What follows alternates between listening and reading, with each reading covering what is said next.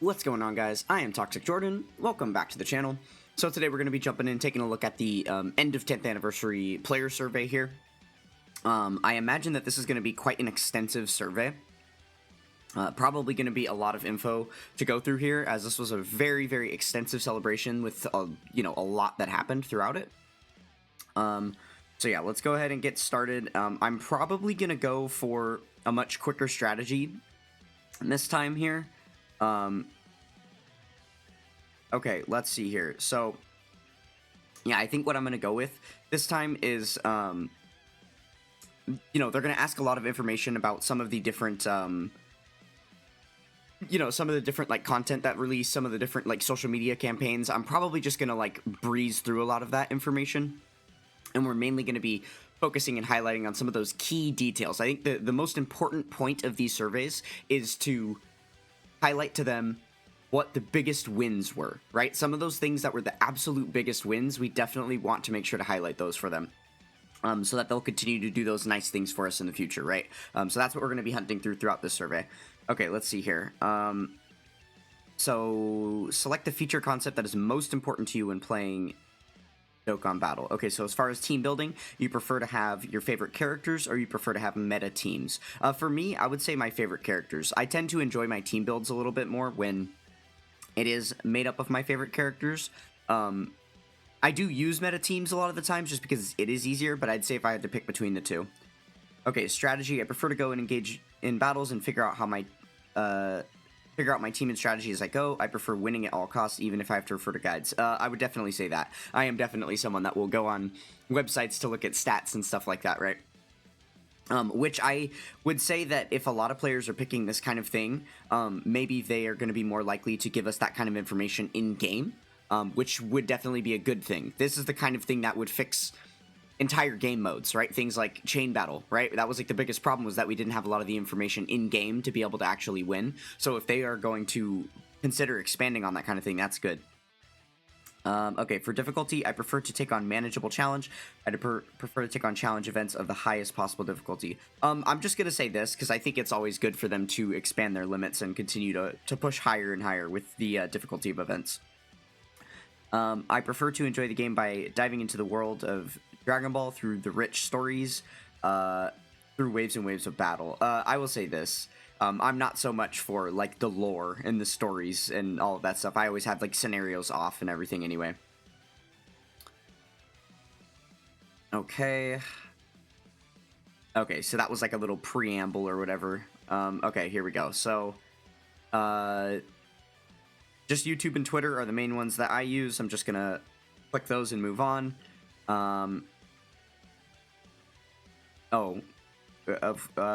The promotion media that made you open the game during the 10th anniversary campaign.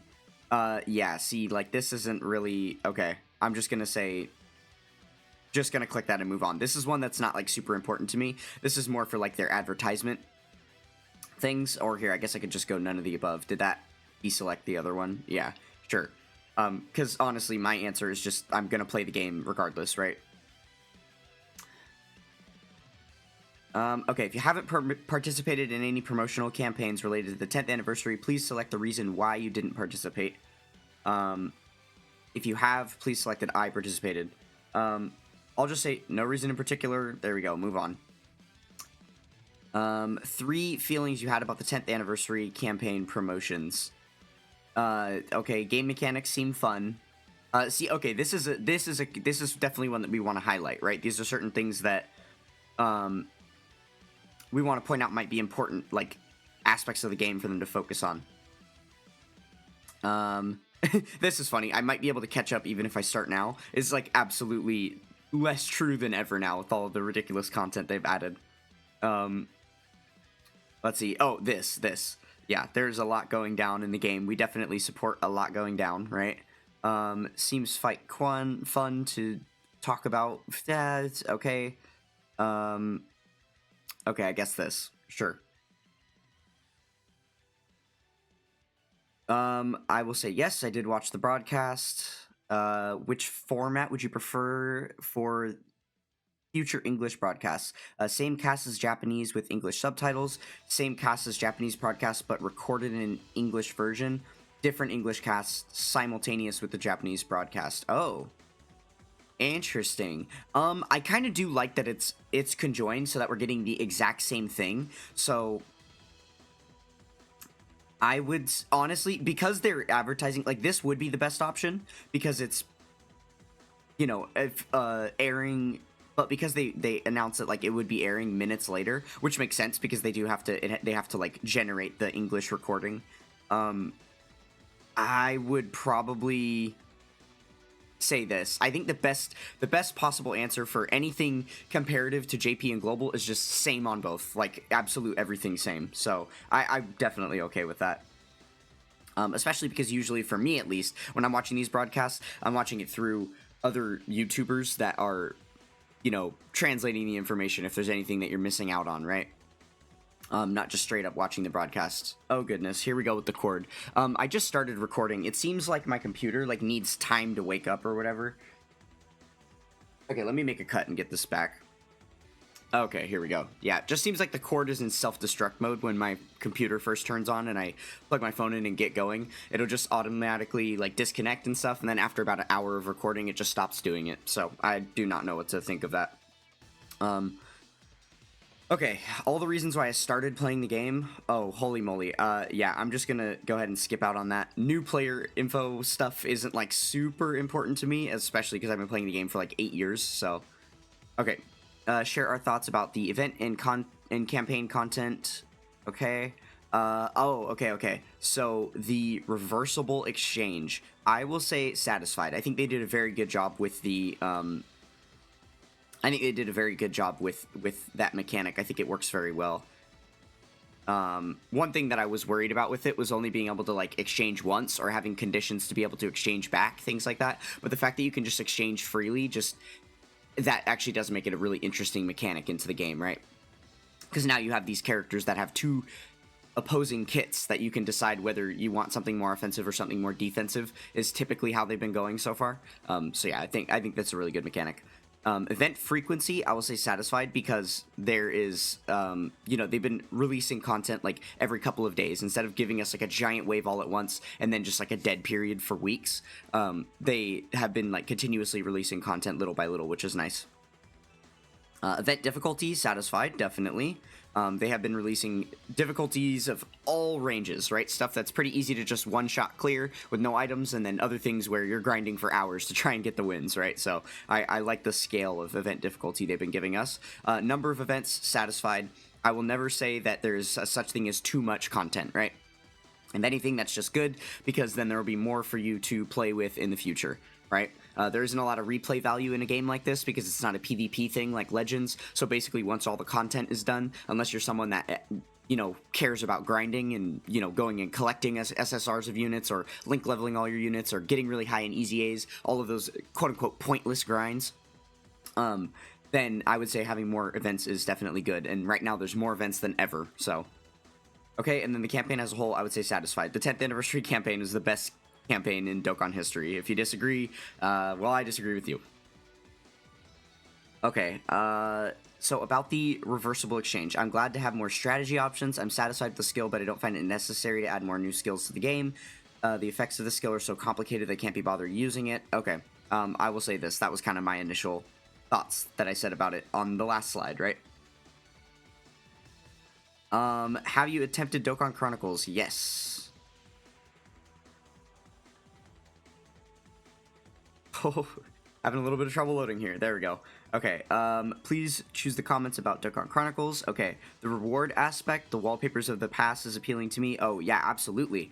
They give us, you know, a lot of nostalgic, like, rewards and unavailable things from the past that, you know, had only been available for, like, the second or third time ever just from this event. So that's very, very good, right? I feel nostalgic about reliving the history of Dokkan. Well, I literally just used the word nostalgia, so yeah, that's sure. This event makes me want to continue. Yeah, sure. I think it's a really cool and interesting and fun event, right? The team restrictions make the event more interesting. Yes, absolutely. This just encourages you to use different teams so that you're not bored using the same exact meta teams for every event. So I think that that's a good idea, because also them restricting your team builds means that they're also going to restrict the difficulty of the event to scale with those team builds, right? And if they're not restricting your team builds, then it's more likely that they're just going to pump everything out the same exact difficulty levels, requiring you to use like new meta teams, right? In order to have like an easy time getting through things. Okay. So, regarding your preferences for each Dokkan battle event, okay, I like the high difficulty events that involve many phases, that involve fewer phases. I think we really do need a balance of both in the game. I think they're just different play styles. There's different types of units that you can bring into both of these events. But if I had to pick one specifically, I guess I would say it's a more fun idea for me to be able to like have a little bit of time early on to build up your team, you know, swap around your rotations, build some strategy, and then you know, and then just cook in like the final phases. Whereas some of those fewer phase events where it hits really, really hard from the very beginning, a lot of the time you're just subject to your RNG of like your opening rotations can kind of screw you and stuff. So that's a feels bad. I would like the most difficult events to be available from the start of the campaign. No, I think I like the ramp up aspect. That definitely is good for hype throughout the celebration, right? Especially as we get, usually what happens is you get more and more good characters throughout the and like major celebrations, and then towards the end, once you have the more difficult events, you've gotten more, you know, better characters that are going to help you take down those events and things like that, right?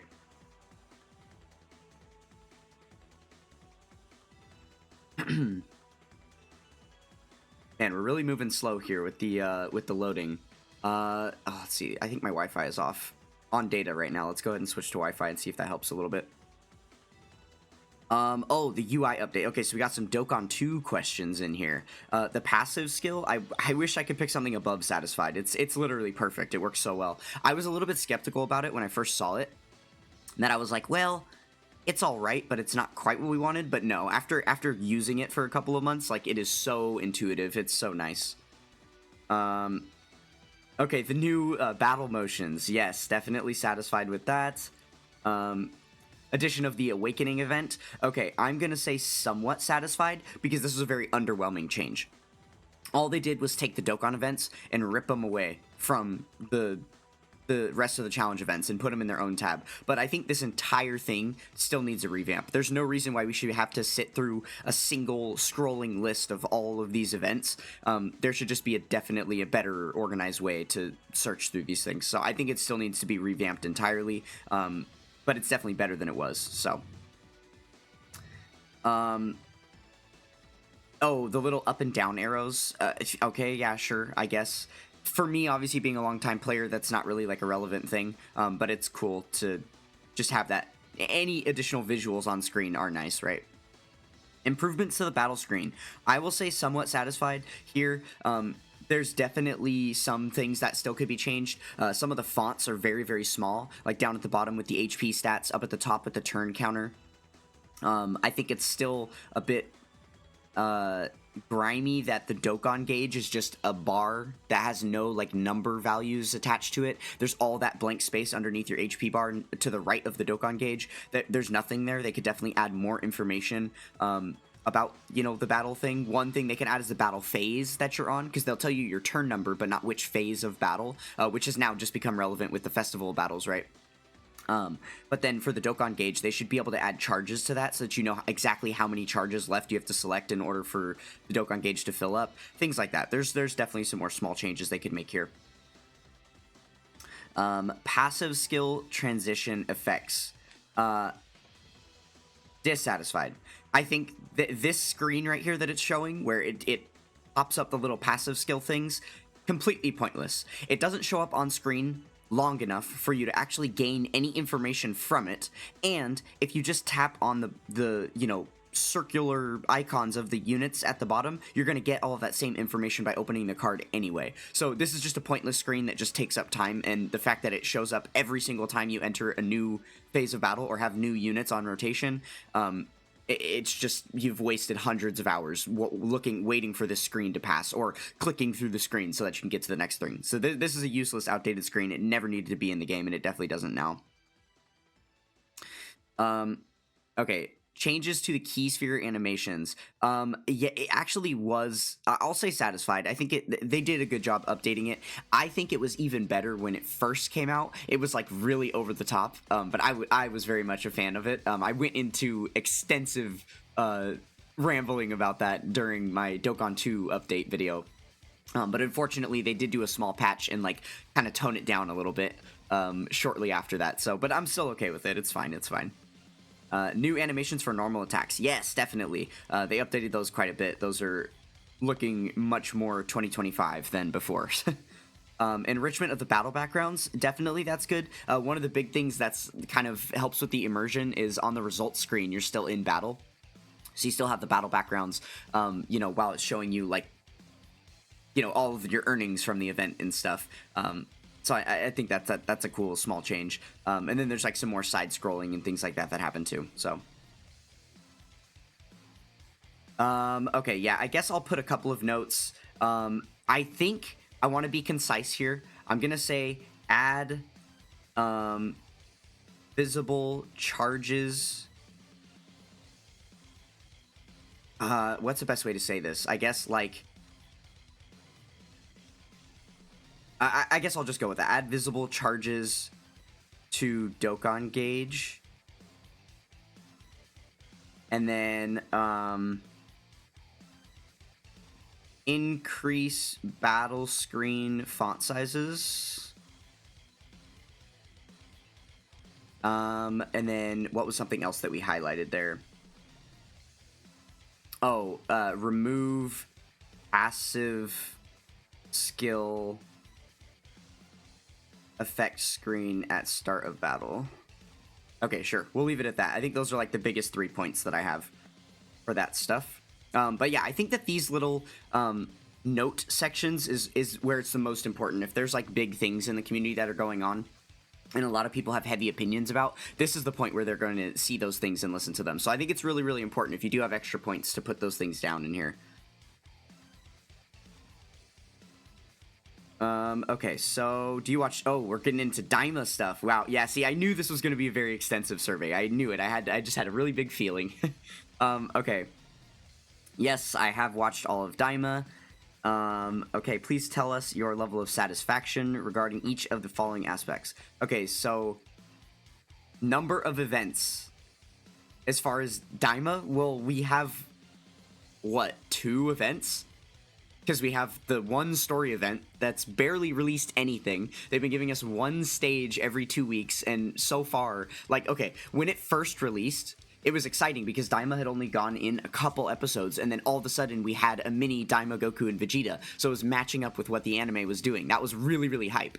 And then over time, like once every 2 weeks, they've added one more stage, and so far, they gave us a Dokkan Awakening for the first, like, Daima Goku mini that he's not even good with his Dokkan Awakening, and then we can't even Dokkan Awaken the Vegeta. We just got access to farming up copies of the cards, and we haven't even gotten the stage for his medals, let alone any other character from the series. So that event is kind of a flop right now. It's kind of a nothing event that no one really cares about. And then the only other Daima content that we have is the Super Saiyan 3 Vegeta. So we have his Dokkan event. Whoop-de-doo, right? So I'm gonna say dissatisfied. Because the number of events is completely way too low. Right? Like, well, okay. And it's not saying Daima specific events, it's saying from the Dragon Ball Daima anime release celebration. But still, I'm gonna say dissatisfied. The campaign as a whole, I guess I'll just say somewhat satisfied, because it is nice that they're giving us the new, content. Event frequency, there we go. That's where we can go with dissatisfied, because of how long it's taking them to update that story event over and over, right? New Daima related characters, I'm gonna say somewhat dissatisfied, just because like there aren't enough of them. I kind of wish that it gave me a place to explain with some of this stuff too, because it's not that the stuff that they've released is bad. I mean, I guess with those story event characters are not that great, but it's just that they haven't done enough, and that the releases are going too slow, so it kind of fizzled out the hype of when all of this stuff was initially releasing in Daima. No more than 5. Okay. Let us know if there are any expectations you may have regarding the 10th anniversary Dokkan Battle after the 10th anniversary. Oh, is this it? Was that everything that they're going to ask us? They're not going to go into all the detail about all the specific events that they've added during the 10th anniversary? Okay, interesting. Okay, maybe I should have thought about this ahead of time, because I probably do have a couple of things that I want to mention here. Okay, so what I will say, okay, oh, there goes the cord again. All right, well, we're still brainstorming for the moment, so no big deal, no big deal. Okay, I'm going to say add,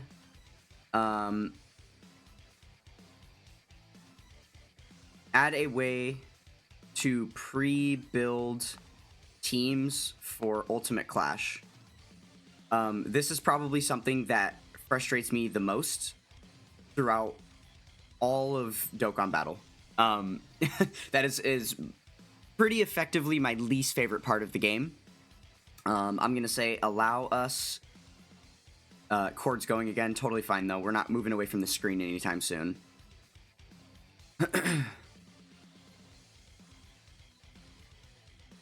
Okay. So I'm going to say allow us to mirror our leader as our friend lead. That's, I think, the simplest fix that they could give us. That would just absolutely fix the friend system, so there would never be a time where you're trying to build a team and you can't because you can't find a friend lead for it, right? Where I guess the only time that would happen to you is if you don't own the unit, which it seems like a reasonable punishment for not being able to use the team. See what I mean? But if you have, like, it's such a feels bad. If you have the unit and you can build the team, but then there's just no friend lead available, so you can't use the team, that's the dumbest concept ever. So yeah, adding a mirroring your own friend unit thing would be good. I'm going to say bring back training in the clouds.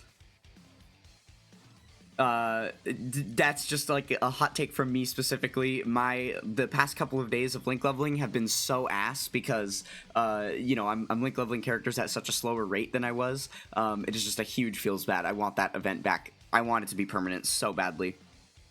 With all of the content in the game, you know, just playing through my JP, there's been so many, you know, I've been playing that game for so many hours now, basically daily. I don't really take my second phone out and about with me, but anytime I'm home, I'm grinding my JP account alongside my global account, and there's just so much for me to catch up on that I don't have time to link level. I've link leveled like a couple of teams worth of characters, just like some of the strongest ones in the game.